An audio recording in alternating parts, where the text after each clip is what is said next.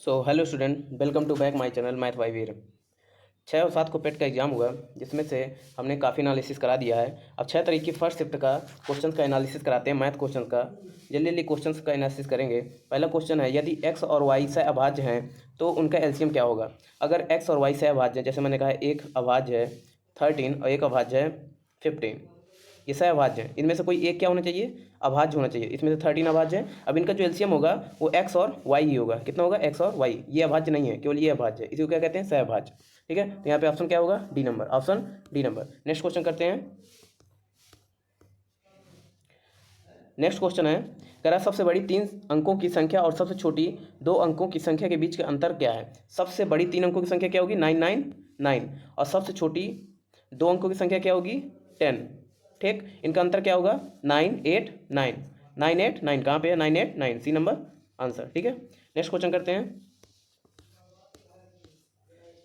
Next question है, 2/5 का प्रतिशत रूप बदलो। 2/5 का प्रतिशत रूप बदलने के लिए क्या करना पड़ता है, मल्टीप्लाई 100। 5 से काटा 20 बार में, और 22 जा 40, 40 नंबर आंसर, सी आंसर। ये तो बहुत छोटा से छोटा बच्चा भी कर लेगा। ठीक है, नेक्स्ट क्वेश्चन करते हैं।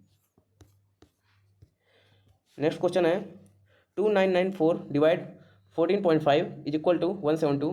तो इसकी वैल्यू बतानी है। ठीक है, देखो यही चीज़ लगा है, बस पॉइंट क्या क्या थोड़ा अंतर है। जैसे यहाँ पे लिखा है 2994 डिवाइड बाई 14.5।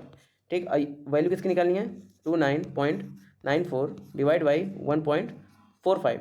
ठीक, अगर यहाँ से हम पॉइंट हटाते हैं, यहाँ से पॉइंट हटाते हैं, तो दोनों जगह इक्वल संख्या है, इसलिए यहाँ से कट जाएगा। यहाँ से अगर पॉइंट हटाते हैं तो यहाँ पे एक जीरो आएगा। ठीक है, और इसकी वैल्यू कितनी है, 172। यहाँ पे एक जीरो आने के बाद 172, तो आंसर कितना आएगा, 17.2। यहाँ पे एक जीरो नहीं है, इसलिए आंसर कितना आ जाएगा, 17.2। कहाँ पे है, ऑप्शन नंबर डी आंसर। ठीक है, ये समझ में आया कैसे। जैसे मैंने कहा, यहाँ पे हमने पॉइंट हटाया, दोनों से कट गया इक्वल, इसलिए कुछ नहीं आया। यहाँ से पॉइंट हटाया, लास्ट में जीरो आ गया, इसी की वैल्यू कितनी दी है, 172। लेकिन यहाँ पे जीरो नहीं है, इसकी वैल्यू भी 172 होना चाहिए, लेकिन जीरो नहीं है, तो पॉइंट कहाँ पे आ जाएगा, यहाँ पे। ठीक है, तो D number answer. Next question करते हैं। नेक्स्ट क्वेश्चन है, करें इनमें से कौन सा बड़ा है। देखो यहाँ पे ये 49 रूट में है और -1, 49 रूट में है, इस किसकी है, 7 की, और -1, तो कितना आ गया यहाँ पे 6। यहाँ पे एक्यूरेट 6 आ गया, लेकिन ये 45 है, ये 6 से थोड़ा सा ज़्यादा है। जैसे मैंने कहा 6.5 होगा या 6.4 होगा, कुछ तो होगा ही। कैसे, जैसे मैंने कहा 45 है, तो 45 को तुम लिख सकते हो 9 × 5। ठीक, तो 9 किसका रूट होता है, 3 का, तो 3 बाहर आ जाएगा, मल्टीप्लाई रूट 5। अब ये 5 क्या है, 2 2 या 4, 2 का जो स्क्वायर होता है वो 4 होता है, मतलब √4 का क्या होता है, 2। और ये 2 से थोड़ा ज़्यादा है, इसका मतलब 3 × 2.1 लेके चलता हूँ मैं। फिर भी यहाँ पे 3 2 या 6, 6 पॉइंट कुछ तो आ ही रहा है ना, 6.3। इसका मतलब कौन सा ज़्यादा है, यहाँ पे 45 क्या है, ज़्यादा है। बड़ा पूछ रहा था, इसी का बड़ा है, ऑप्शन नंबर ए। यहाँ पे बड़ा पूछ रहा था, कौन सा है, ए। 45 क्या है, बड़ा, option number A answer. Next question करते हैं। नेक्स्ट क्वेश्चन है, 45 छात्रों की कक्षा में आयुष रैंक ऊपर से 15 है, नीचे से क्या है। ठीक है, तो देखो इसको करना कैसे होता है, 45 - 15 + 1, ये कर देते हैं, आंसर आ जाएगा। ठीक है, इसको घटाया, कितना आया, यहाँ से आया 30, 30 + 1 कितना, 31, 31 रैंक है, option number D, option number D. इसका बताया मैंने, जब भी टोटल छात्र दिए हो, तो टोटल छात्र ऊपर से दिए हो या नीचे से दिए हो, उसको माइनस कर देना है और +1 जोड़ देना है, ये क्या होगा, इसका आंसर होगा। ठीक, नेक्स्ट क्वेश्चन।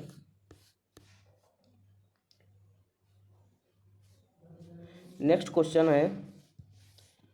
क्वेश्चन है, यदि कंप्यूटर का अंकित मूल्य उसके क्रय मूल्य से 20% अधिक है और दुकानदार कंप्यूटर के अंकित मूल्य पर 15% की छूट देता है, तो कंप्यूटर का लाभ प्रतिशत क्या है। देखो इसमें से इसकी कोई भी ज़रूरत हमें नहीं है, ग्राफ में इस जगह पे कोई भी जरूरत नहीं है। क्यों नहीं है, क्योंकि हमें यहाँ पर परसेंट की वैल्यू देकर हमें परसेंट ही पूछ रहा है। जैसे मैंने कहा, कंप्यूटर का अंकित मूल्य CP और यहाँ पे MP, तो कितना है, 20% अधिक है। अगर मैंने कहा CP है 5, तो MP कितनी है, 6।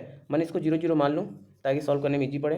अब कह रहा है MP पर 15% की छूट देता है। मैंने कहा यहाँ पर 15% की छूट देता है, 0 से 0 गया, 15 छक्का 90, 90 की अगर छूट देगा तो बेचे कितने की, 510 की, और यहाँ पे 500 की। कितने का प्रॉफिट हुआ, 10 का प्रॉफिट हुआ। अब प्रॉफिट और लॉस किस पर होता है, CP पर, तो बटे 500 × 100, इससे 100 से ये कटा, 5 2 जा 10, कितना परसेंट लाभ आ गया, 2%। हमें ग्राफ का कोई भी मतलब नहीं था, यहाँ से ऑप्शन नंबर क्या है, बी, 2% आंसर। ठीक है, नेक्स्ट क्वेश्चन।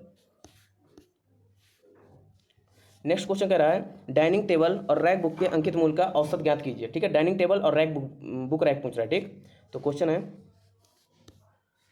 तो यहाँ पे डाइनिंग टेबल कितना है, डाइनिंग टेबल है 10,000 और बुक रैक कितना है 7,000, तो कितना टोटल कितना हो गया 17,000। अब बटे औसत पूछा है, 2 से डिवाइड कर देंगे, कितना आ जाएगा 8,500। ठीक है, किस नंबर पे है 8,500, सी नंबर आंसर। ठीक है, नेक्स्ट क्वेश्चन है, यदि सेल फोन का क्रय मूल्य और अंकित मूल्य का अनुपात, सेल फोन का क्रय मूल्य और अंकित मूल्य का अनुपात कितना है 3:4। ठीक, और कह रहा है दुकानदार द्वारा अर्जित लाभ 1,200 रुपये है, तो दुकानदार द्वारा दी जाने वाली छूट, तो सबसे पहले ऊपर एमआरपी दिए, तो एमआरपी देखते हैं सेल फोन का कितना है। मैंने कहा ग्राफ में हमारे एमआरपी दिए हुए है सेल फोन का कितना 8,000, और रेशियो कितना दिया था 3:4, ये सीपी का, ये एमपी का, तो ये एमपी दिए है 8,000, इसी की वैल्यू 4 की वैल्यू दिए हुए, तो एक की वैल्यू कितनी आएगी 2,000, तो यहाँ पे कितनी आ जाएगी 6,000, और टोटल कितने का उसे प्रॉफिट हुआ 1,200 का प्रॉफिट हुआ, इसका मतलब 1,200 इसमें और ऐड कर देंगे, तो 0,027, मतलब उसने जो टोटल चीज़ थी वो कितने की बेच दी 7,200 में, बेचने के बाद उसे 1,200 का प्रॉफिट होता है। तो यहाँ पर 8,000 की चीज़ थी, टोटल कितने की थी 8,000 की, बेचा कितने की 7,200 का, फिर भी उसे कितने का लाभ हुआ 1,200 का। इसका मतलब यहाँ से छूट कितने की थी 7,200 की बेचने के बाद 800 रुपये की क्या कर दी इसने छूट दे दी। हमें रुपए में ही पूछा था,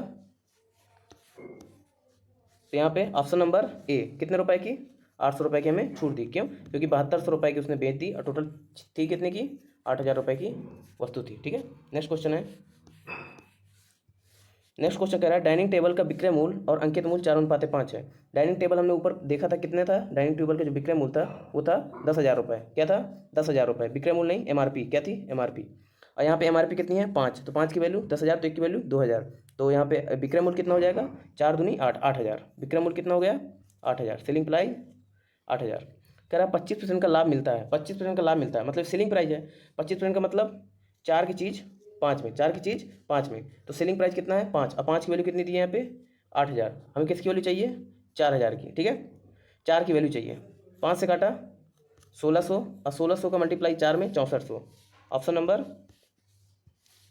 नंबर डी 6,400 आंसर। ठीक है, स्पीड में कर रहे हैं हमने, ऐसे पीछे बहुत सारे एनालिसिस करा दिए, इसी बेस पे सारे क्वेश्चन ऐसे